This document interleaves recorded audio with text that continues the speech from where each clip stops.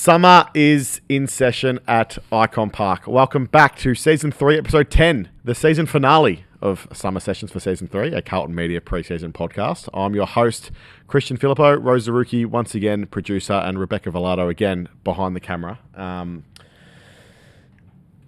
Games are right around the corner at the Carlton Football Club, which is exciting for the players for two reasons. One, games around the corner, and two, it means that players are going to stop getting the tap on the shoulder to come on the Summer Sessions podcast. Unfortunately for this week's guest, he drew the short straw, and he's back on after making an appearance in Season 1. Jacob Weitering, you profess to be not a podcast guy. We're not sure if the gags are going to happen, but we have been told on good authority in recent weeks that you're actually funny these days since the last time you were on. Welcome back to the Carlton Media Studios. Welcome to Summer Sessions. What have you got for us? Thank you. It's quite an introduction for me, isn't it? It was a long one. Lots of trying to fall for a bit. Probably a lack of content, lack of humour. I'm not hearing this.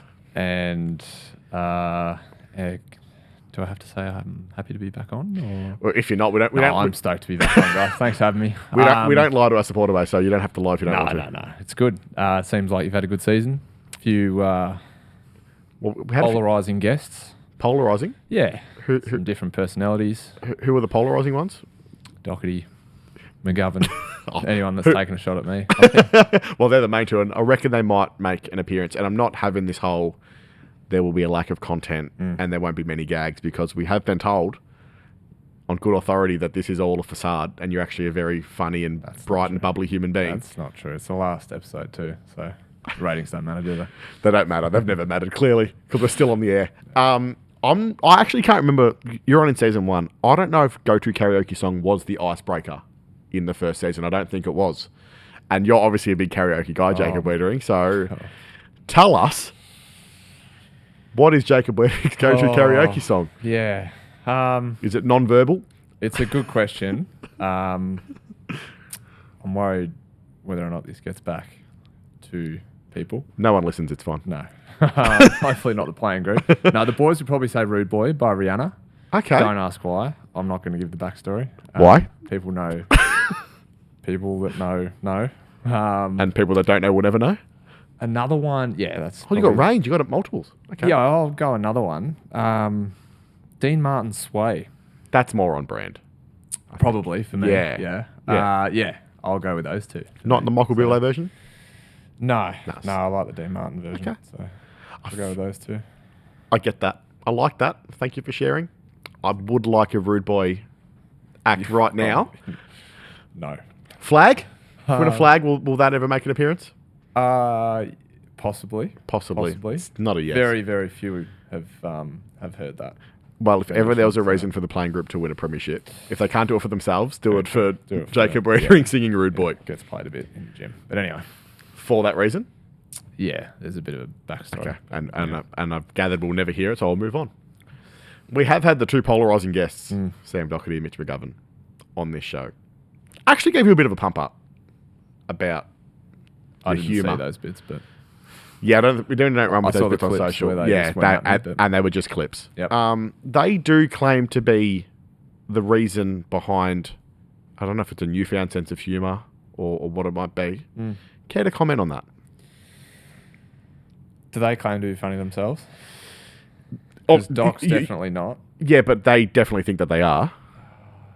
Especially Doc. Humour's a funny one. Humour's a funny one. Jacob Weitering 2025. You can't claim to have good humour, I don't think, yourself. Yeah.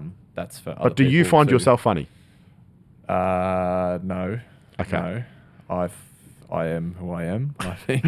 Unashamedly so. I think there's a small group of guys that, and maybe it's just the way I am in terms of building relationships, that you open up to. And Doc, I guess on a serious note, has been a great mentor for me. And Gov, on the other hand, has sort of come in sort of halfway through the journey and built a good relationship up with him. And I feel like we've got enough jokers in the team, so I just sit back and observe and laugh occasionally, smile even less, and do my thing. And find them occasionally as well. Find them, yes. Do you have favourites? Do you play favourites? I don't. It's probably not wise to play favourites when it comes to finds and funnies. I gather the information and then I pass on to those that can present in a humorous manner. Well, Gov mentioned that the karaoke forfeit that is part of the wheel sometimes doesn't get done, and he would like you to be a bit stricter. Is that a fair assessment? I think this year's going to be a little bit different. Okay. I won't go too far into it, Yeah. but there will be a tiered system so that there are some more severe fines for, I guess karaoke, for example, would be a higher tier fine. So if you choose not to do it, then you'll be paying a little bit more money than you would for a lesser fine. So hopefully it gets done. We've already had one this year, which is good. Yep. Sinks enjoys getting up in front of the group. That's probably no surprise. Was it 50 Cent? You went a little bit different, I think, this year. I can't remember the song, but... Rude Boy by Rihanna? No, we're not going into that. But I think this year should be good. How much time do you dedicate to said system and the tiers? And I don't know if it's a color-coded PowerPoint or Excel spreadsheet. Less than 3 minutes Okay. a week, probably. Okay. I keep the structure and maybe the piece a little bit. Yep. And then there's some other boys that run the fines and Okay. the content. I'm just not as savvy, I guess, as some guys. Like some of the stuff that they find on boys like through Instagram, Facebook. How much time do you spend researching jumper numbers from your 10 years here for a game that you played with Sam Doherty? Because he let us know about this a few weeks ago. If I just said who wore number 2 in 2016. Oh, no, great game. Great game. Great game. Yeah. No, it's a game we like to play here and there. We've played with probably a lot of guys, and that's the turnover that's occurred at this club over the past 10 to 15 years. I think Simo would have played with 130, 140 guys. I think he played with every Carlton player to ever pull on the jumper, which is about 1,300 of them. Right. We wouldn't know that many. But yeah, we like to, more so on away trips or bus trips, try and we'll pick a team, 2016, 2017, and try and, the jumper numbers. 24 got rotated a lot before Newey came in. Shout out to Mark Wiley. Bruce Palmer. There's a few boys. Cam O'Shea, was he 24? Yes, he was. There's a few that have rolled through there. So it's a good little game. So I do. I'm just going to drop some. Right, okay. So number 2, 2016. This is an easy one for you. It's your first year. Oh, sauce. Good. It was a bit of a trick question. But I like it. Cool.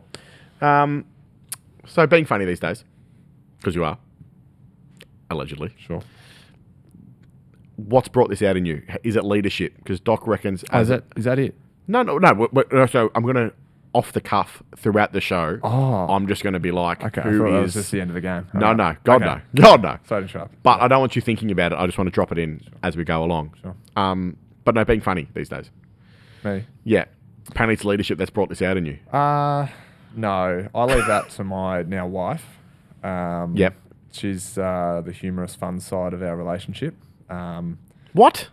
Yes, no surprises there. I think over my 10 years may have changed slightly or eased up a tiny bit.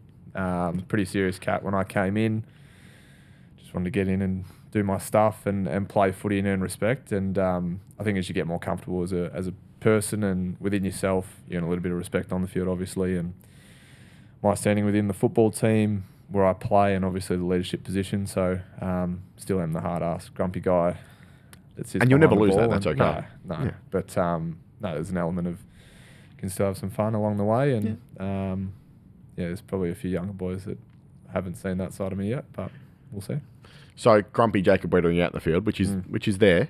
Do you think it might have lost a bit of its impact if you had peroxide blonde hair right now? Yes, most definitely. How relieved were you that Jason Davenport ruined what everybody wanted? Well, yeah, shout out to Jace Davenport, Juice. He loves it, to be fair. For any NFL fantasy or fantasy players of any sport, punishments are good fun unless you're involved. Yep. And I didn't have the best year in fantasy. It was my worst year in fantasy by an absolute mile. Yep. And there was some panic going into the back end of the year. It got real, didn't it? Like you were... No, it got real. I wasn't terrible in that, I think I won 4 or 5 games and Jason didn't win any.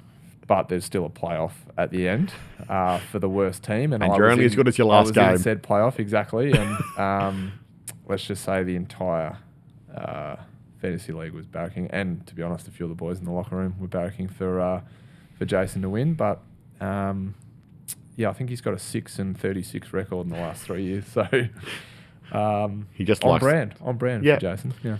But you're projected to lose at one point. Is that correct? Yes. Yeah. Well, it was the last game. So typically with NFL, there's all these games on Sunday or Monday But like morning. mid-weekend, weren't you like? I was in strife, and then it was the very last game. Detroit had a few players got me over the line. Who was number 16 in 2016? Number 16 in Doherty. 14 was Jones. 17 was Sam Rowe. 17 was Sam Rowe. So who's in the middle of Doc and Sam Rowe? 16 was young or old? Young. Oh, Loved some sweet lollies. Multicolored lollies. Skittles. Dylan. Yojo Shout Rainbow. out to Dylan Yojo Rainbow. Okay, that's bad. Is it bad? It's like It's not. but no. It's a long I was time wondering, ago. like, is it people who have played or is it just people who are in the locker room? No, I think it's it's anyone. Cool. Yeah. Okay, so there's more As you of can that. see, I'm not great at the game. There's but more of that to come. This is good. Well, I'm glad we found out this game because obviously we had you on the show 2 years ago. We wanted a point of difference from now compared to then. But on that show, you came in and your mum mentioned that it was 2023 and you're number 23 and it was your year and you ended up winning a best and fairest. Right. But I'm going to say that 100% of the times that you've been on this podcast, you've won a best and fairest. So shall we keep that going? A premiership would be much nicer. It would be nicer. Yeah. Actually, let's do that. That's much more fun. I think that's what we should change it to. Yeah. That'd be good. But if you do win a best and fairest, will it become a summer sessions thing and not a... Could be a credit Cool. to you guys. And then you'll come on more times or is this second and last time? Probably the last time. Okay. today. That's okay. That's fine. Unless Beck's hosting next. So. Beck, but not Rose? Or Rose. Just not me. Just anyone but you. Okay, that's fair. I'll cop that. Still flat you don't have a bobblehead? What was that? Still flat you don't have a Hyundai bobblehead? I believe I do have a bobblehead. Oh, no, you don't. You don't have one. Yeah. No, my mum definitely Oh, purchased one. from the Carlton Johnny's got shop. one in the office. But not a Hyundai bobblehead. What's the difference? Ah, it's a limited edition. Okay, right. Because your best, like that was... So 2 years. The best and fairest warrants So initially it was best and fairest warrants a bobblehead, but then you decided to win a best and fairest the year that Eddie Betts came back. So sure, you just got... right, and then no, that's fair. And then who was last year? Oh, Obviously not me. Adam Sard and Ange Christou. Yeah. Fair enough. Maybe it's coming. Can't fit my nose and ears on it, maybe. I don't know. Hey, they can do anything. We'll get there one day. So clearly you're still flat about it. Clearly. Someone who does have a bobblehead, great segue, Yeah. is Charlie Curnow. He does. This podcast is been recorded in advance, but announced on Tuesday night that Charlie was going in for a bit of a clean out of his knee. Yep. How is your great mate doing? I will say great mate because you have a Yeah. No, you have a great relationship. How is he? Yeah, we've been together now 10 years and That's weird to say, but teammates for 10 years. no, it's more just the length of period of time that you've been here. No, it's a decade now. So it is a long time. And no, Charles is going well. He's spent obviously a little bit of time in rehab over this preseason, but when he has been out on the track, is definitely still a hard matchup. So little clean out. I think that sort of means that he'll be pretty much right, hopefully, for the early rounds if everything goes well with his rehab. But knowing him and his brother and the way they go about their stuff, he'll be pushing for even sooner. So I think, he's a competitor. He's one of, if not the best forward in the game. So as long as we just get him right and match him up with Harry, it's going to be a pretty powerful forward line once again. He's an agitated man at the best of times, Charlie. I can't imagine a screw in his knee is probably going to bring out the best in him from just the movement perspective. Yeah, and no, how much he likes walking He definitely around. can't sit still, or he can't not be a part of things as well. So, he's just a competitor naturally and wants to be out there with the boys. So, I know he'll do everything right to try and get back. And we've got some really good guys in Matty Bode, Will Tardif, and Dan James is back from the Ds after he went wandering for a few years and won a premiership, and hopefully he can bring some good luck as well. So they'll look after him. Has that meant, with Charlie not being out there as much this summer, has that meant more time against Harry this pre-season? Yeah, a little bit. I've been really fortunate in relation to what happened last year. Missed a lot of pre-season with multiple calf injuries, and I've been out for most of it. A few of the boys were laughing at a few of my percentage increases in high speed and overall speed. Speed and power, we've heard about it a fair just bit. Any running statistic or analytic data, I was in the plus 1,000, plus 2,000, plus 3,000 percentile. So, I've been really fortunate. Rob's been terrific for me in terms of when to go, when not to, certain loads. And, I feel really strong, both physically and from a running point of view. And matching up against guys like Harry, Brodie's obviously been down there for a little bit. And even matching up against, Hainsey, bit of a different look with Sauce down there as well. It's been nice to build some camaraderie and a few different relationships and see how that sort of pans out from a defensive point of view. And different looks for us this year, which is exciting. And hopefully might allow us to take the next step. Ideally, we're out there on grand final day, but what you're saying is if we're not, grand final sprint, that's you. No, not that far. You said I've been 3,000. good though. I've been good. Yeah. Well, this is the thing, and I'm happy to say it. I'm faster. My top speed is faster than about a third of the group, which in career savers and at 103, 104 kilos is. I don't want to name names, but Yeah. I just saw the list and I was And like, you weren't down the bottom. they're just all there's just a big chunk of names below mine, so it was good. Well, you did get Charlie Cameron one year. Mowed him down. I don't think that's top speed. That's just a bit of luck. So I won't claim that. Might have been a bounce We're of not the trying ball to here make and there, it but that's okay. Number 18 in 2018, who was it? Aaron Mullet. It was Aaron Mullet. Well done. That's what, 2 out of 3? Oh, we'll go 3 out of 3. No, 2 out. 2. Okay. 2. I Well didn't done. get Skittles. I needed help. That's okay. New look back line. No Aaron Mullet, but new look back line. No, yeah. You've touched on this a little bit. Yep. How do you see it shaping up? What have you made of it? Yeah, I think some few additions, old and young.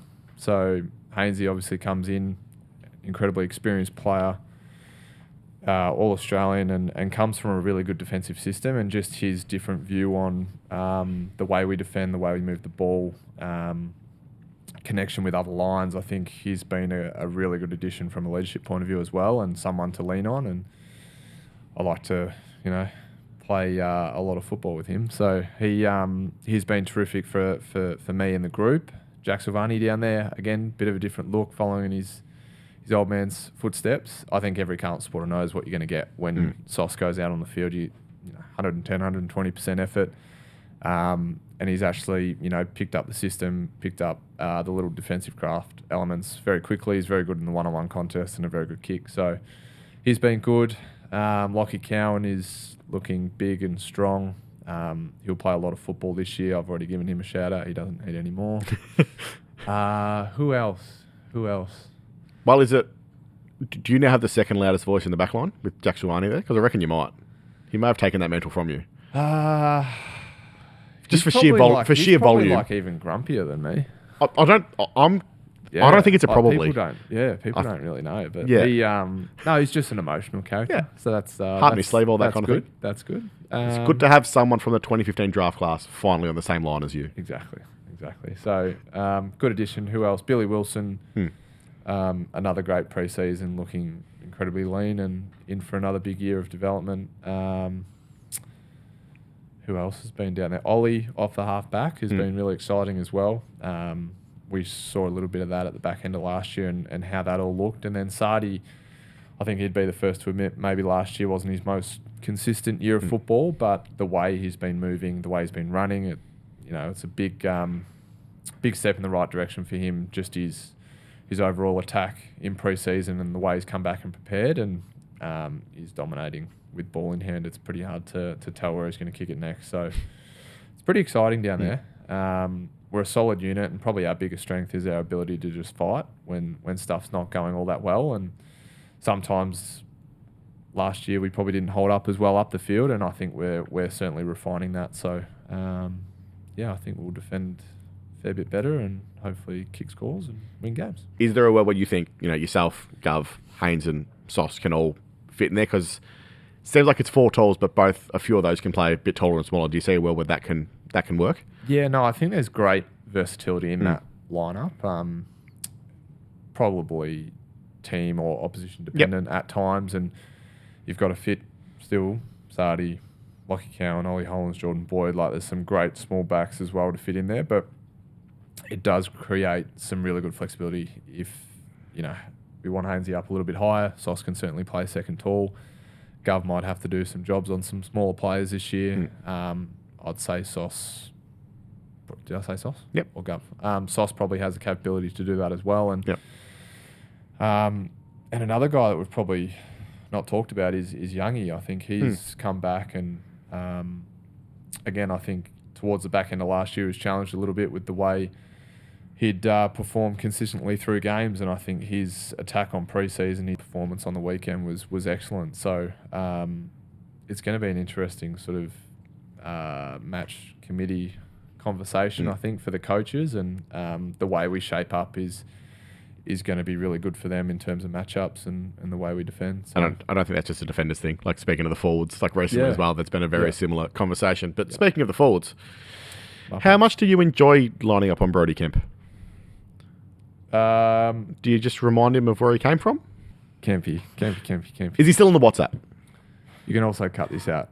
No, I won't say it, actually. No, he's been good. He's been good. It's a shame because I spent a fair bit of time with Kempy working on his craft and... made him the player that he is and all that kind of thing? No. Him the same with me, and we've got a pretty good relationship, I'd like to think. So he gets a new challenge. We saw it at the back end of last year again.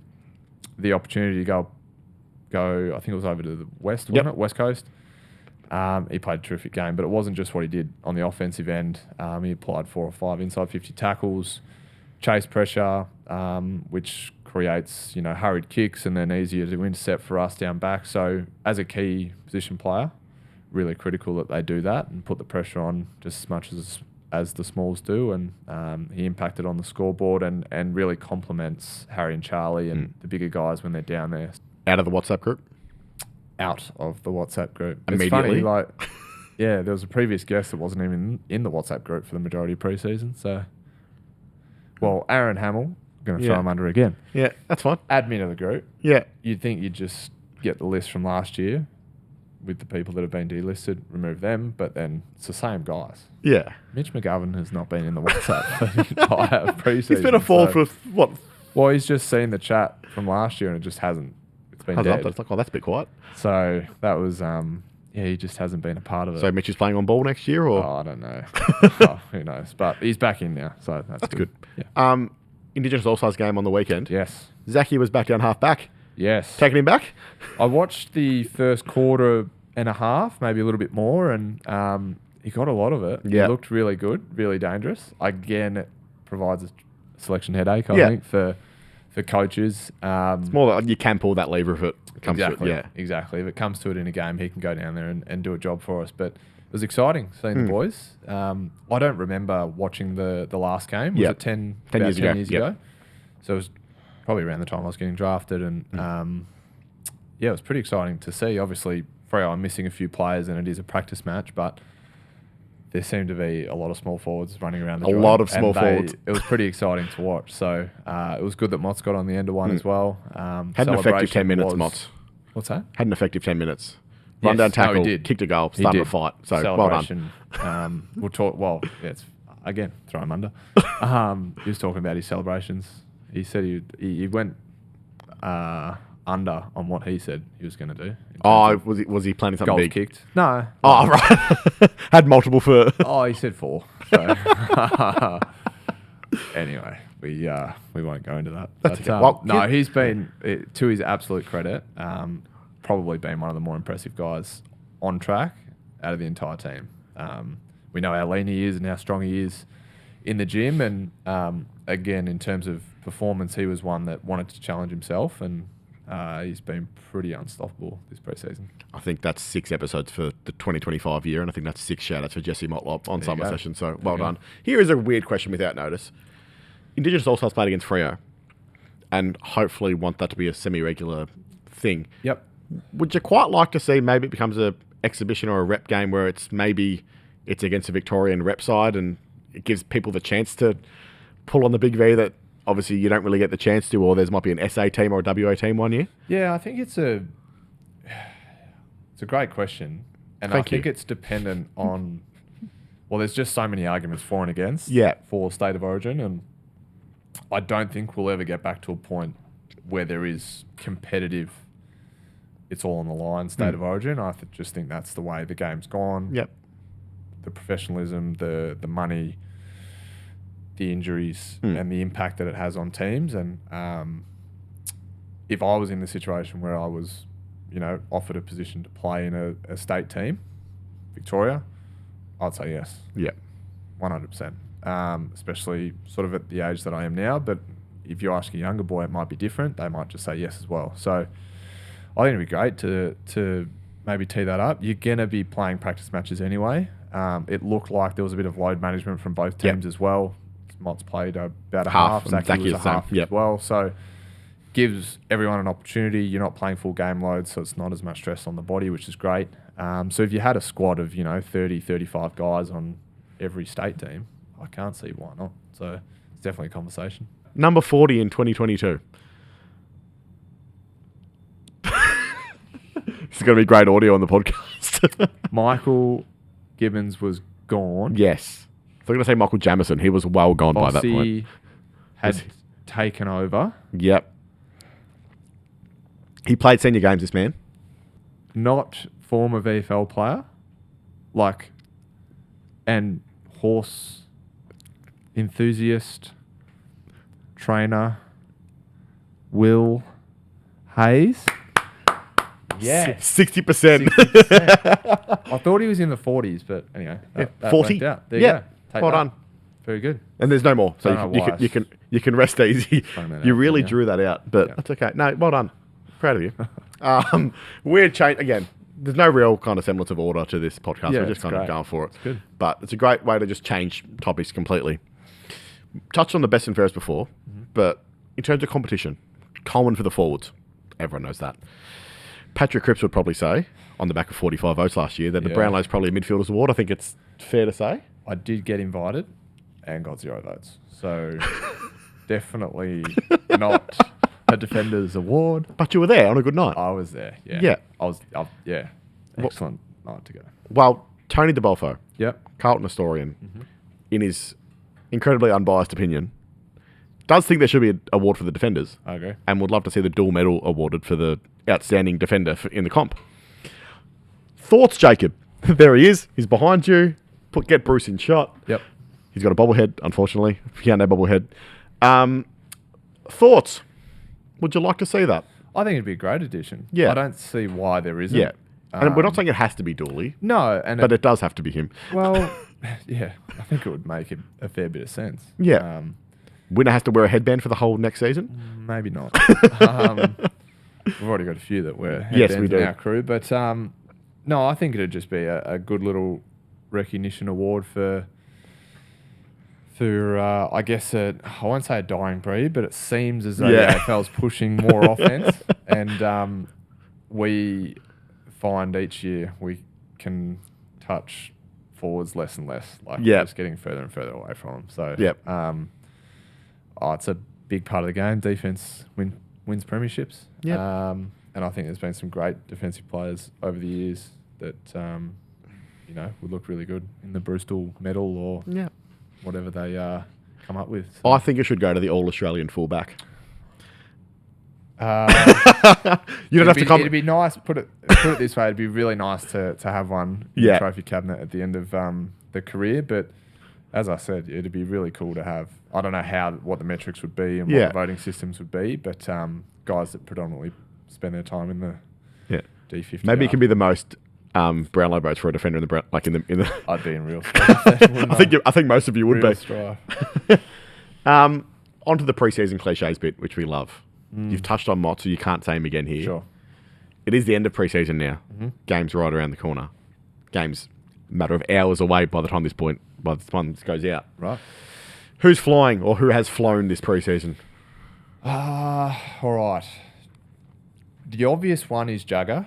Yep. And Supercoach fantasy news outlets, they've all been going after it with I him. think he'll be owned by 101% of teams this Exactly. year. Yeah. But again, to his credit and to the entire first year's cohort and their credit, they've just come in seamlessly, been load managed somewhat. I think most first years are, but the way they've come in and trained, lifted, improved themselves, developed. I think our development staff is excellent currently, led by Ebo and Finger, Domsey, Toz. They're doing a really good job on the field, and then off the field, Lil, Tara, and the rest are doing a terrific job as well. So Jagger's definitely one. You can't touch him in small-sided drills, and not because you're a defender, agility. just the fact that you can't get near him. He's got an incredible step. His mate, Cooper Lord, has really impressed me as well. One of the more elite-looking rigs and humans you'll see. So he'll have a few modelling contracts coming up. I'm with sure. a good mullet as well at the moment. Questionable. Rose not happy about that. Oh, not happy. But yeah, they've been really good together. Give me one more. One more. Let me have a little think. I mean, I gave him a little bit of a shout out, but without elaborating too much. But Binzy's one that he's done it the hard way, naturally. He's spent 2 years now playing predominantly VFL football, and he won a VFL Best and Fairest. I don't think it's not two. No, but 2023 one. I think he went pretty close as well last year. VFL Team of the Year. He knows how to get the ball. He's worked on his body and his toughness in the contest, and that's something he's always going to continually develop. But his attitude's been excellent this year, I think, and not just that, but maintaining that endurance factor. I mentioned it after the 2K time trial, how good it was for him. I think he didn't get the win in the first one, but then won the second one. And guys like that you've seen come from the very start, work their way up from sort of the harder side of things. For me, different story, sort of came straight in, played round one, whereas guys like that, they're always hungry. They've got a bit of a chip on their shoulder, and when they get their opportunity, they'll go with both hands. So hopefully he's one of those guys. They're the individuals. Loaded question. This could take a while, but just give us a succinct answer. And don't have to give away too much. Yep. How's the team get better, Jacob? How does the team get better? Don't just say defense, because we know that's what you want to say. I was just about to say defend better. Yeah. No. If that's the answer, then that's the answer. No, it's a funny one. I guess for us, we play at one of the biggest clubs in the country, and there is a certain, and the words are out there, expectation. It's been 30 years since we won a premiership. We've just got to worry about what we can control as players, and that's going out there, preparing, recovering, making sure we get a job done on the weekend. Not rating the highs too high and the lows too low. Cliche. Yep. Equilibrium. But we play in a momentum-based sport, and it's so important that if we've lost 2 in a row, which may very well happen, that we come in on Monday morning and it's the same attitude in relation to if we won 2 in a row. So it's going to be the exact same approach. I think Vossi's done a terrific job in the pre-season to sort of preface that, and our themes going into it, the values and the way the leaders have led from Crip down has been really good as well. So we've got some great competition for spots going into St Kilda, and obviously GWS this week are going to be great hit-outs for the guys. So that's probably the answer in the long form. Good answer. Don't want to go. No, that's okay. I won't give a short summary, but there is some great positives to take out of the last 3 years, and we can't forget those. But we've got to continue building, and I'm sure we'll do something pretty good this year. I'm also going to give you the chance to back up a mate of yours. So you love doing the SEN Waitley spot and then Harry had that a few weeks ago, and he got absolutely stitched up, I reckon, because one of his quotes was paraphrased, and it was, "A premiership won't define us," and it gave the impression that maybe senior players at the footy club don't really care all that much about winning a premiership. Right. He also followed that up by saying, "I rock up every day and think about winning a premiership for the Carlton Football Club." Sure. How much does that drive you? Very simple question, I reckon. Yeah, I mean, it's at the centre of everything we do. We play a team sport that the ultimate success or ultimate goal is to win a premiership, and it's always been a topic of conversation, whether you avoid it early in season, whether you avoid it in pre-season. Boys in front of microphones and cameras say things in a way that can be twisted, and that's just the way the media is. But for us, and I think everyone should know that our ultimate goal is to win a premiership for this club, and it has been too long. It has been 30 years, but we feel as though we've got a crew that can achieve that, and we've gone up against teams in previous years that have won the premiership, i.e. last year in Brisbane, round 0, that ended up winning the premiership, and we were down by 40 points and got the win. So we've proven that our game plan stands up. The talent that we have, although we won't rely on talent, certainly stands up as well. And we've got some very good individuals as well that we don't want to rely on, but at times, Crip will need to stand up, Charlie will need to stand up, Harry Walshy, Hainsey, Lockie Fogarty, Adam Chera. We've got guys that have played a lot of football now. So it's exciting times, and we can't shy away from that. And I'm certainly looking forward to embracing, the hard times. If we lose 2 or 3 in a row, and when we, when and if we win 5 or 6 in a row, approaching it the same. Raise the floor, as Vossi would say. Raise the floor. Are you happy with how the, speaking of Charlie and Walshy and Cripper, leadership group photos? Pretty sharp? You said it, not me.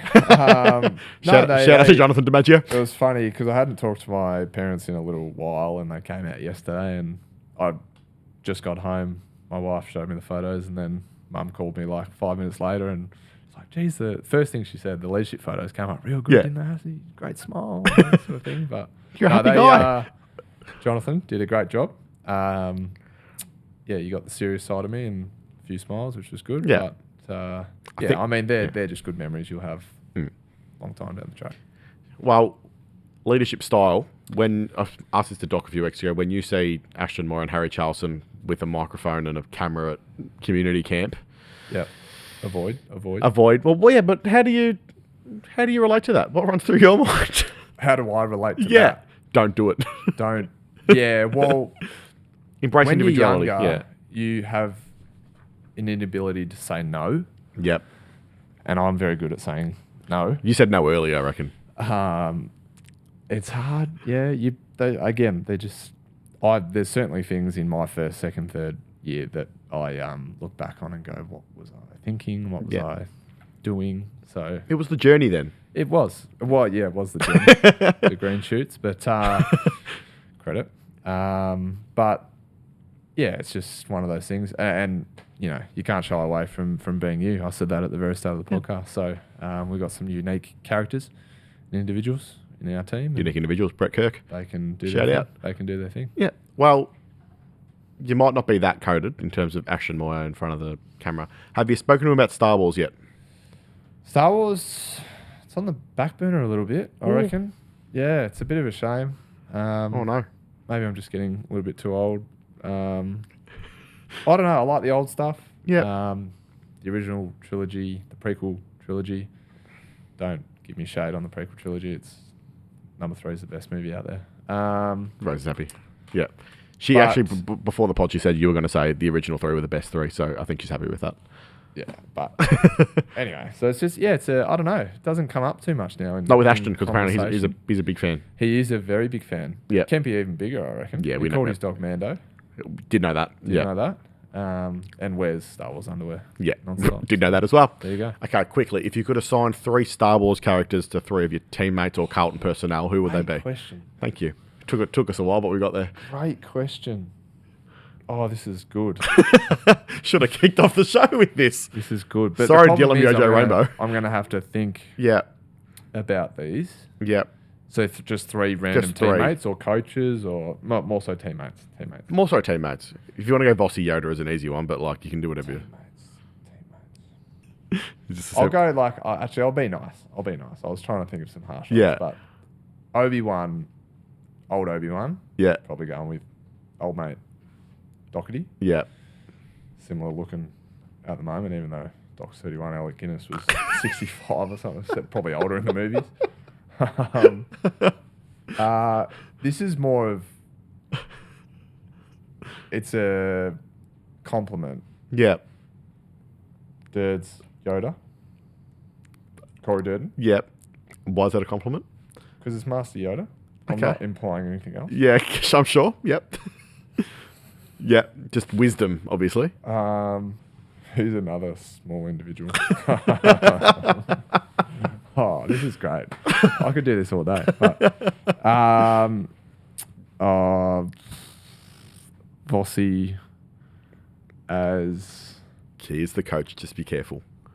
Liam Neeson. Qui-Gon Jinn. Right. Rose got the nod of Yep. her head. Yeah. Star Wars fans. No. They know. Yep. Thank you. Very good. Well, this is a weird segue onto the last question, but Okay. this show hasn't made much sense, Okay. so we've got one to go. Here we go. From Star Wars chat to Jacob Weitering. I think we answered this a few years ago, but let's just do it again. Sure. Why do you play football? Hey, if you listen to the show, you know this is the way we finish off. It's the last episode of the season, season 3. Wow.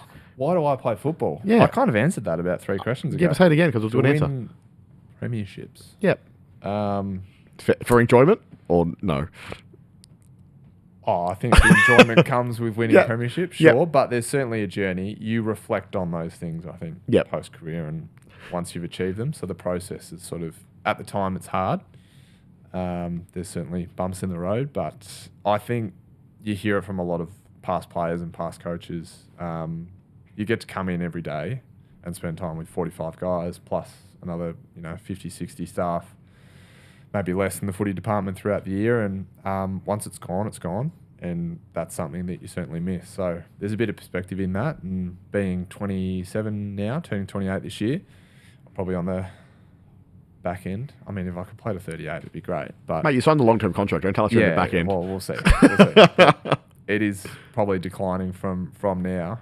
And that's something you'll probably miss along the journey. Yeah. So there's a little bit of that, even though some boys would say I'm antisocial and the opposite. But it is a pleasure coming in and doing a job for this club every day and every week. And hopefully we can make the fans proud this year and achieve that ultimate goal.